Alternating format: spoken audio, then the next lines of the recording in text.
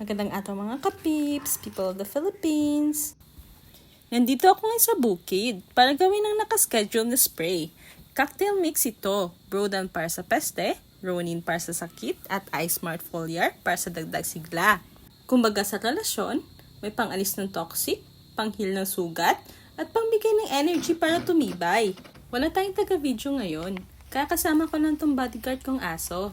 Hindi siya marunong mag-camera, pero marunong manghabol ng third party. Bago mag-spray, kailangan ng tamang timpla. Dapat sukatin, haluin at pantayin. Kasi kung hindi balance, baka masunog ang dahon.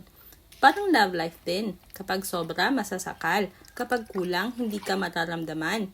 Buti na lang may balon dito. Abot kamay lang ang parang true love. Kapag malapit at hindi ka pinapahirapan, mas masarap, mas gaan sa pakiramdam. Alam nyo ba, ang kakao, perennial crop yan, pangmatagalan. At tuwing Oktubre, nasa flowering stage siya. Kaya ngayon, importante ang tamang alaga, parang relasyon din. Kapag nauumpisa ng namumulaklak, dapat binubuhusan ng effort para hindi agad malanta. Tips lang mga kapips, spray sa tamang oras, umaga o hapon. Huwag kapag umuulan kasi sayang lang. Parang nag-confess ka tapos stay ka na pala. Effort mo, natangay lang ng ulan.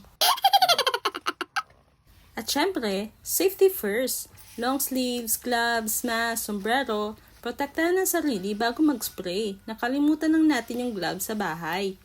Pero ugaliin na maghugas ng kamay after mag-spray. Ang kakao po ay tinatawag na food of the gods dahil dito nanggagaling ang tsokolate. Isa siyang perennial crop, ibig sabihin tumatagal siya ng maraming taon, 20 to 50 years kapag inaalagaan. Ang kakao ay tumutubo sa tropical na lugar, kaya swak talaga siya sa Pilipinas dahil mahilig siya sa ulan at init. Shade-loving plant siya, ibig sabihin gusto niya ng konting lilim. Kaya madalas tinataniman siya kasama ng saging o madre de cacao bilang shade trees. Nagsisimula magbunga ang ating mga kakao 3 to 5 years pagkatapos itanim. Ang cacao tree ay nagbubulaklak buong taon, pero peak season ng pamumulaklak nito sa Pilipinas ay tuwing Oktubre hanggang Disyembre. Ang mga bulaklak nito ay maliliit at tumutumo diretso sa puno at sanga. Hindi lahat ng bulaklak nagiging bunga.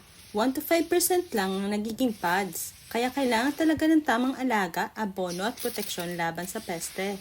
Ang bunga ng kakao ay tinatawag na pod.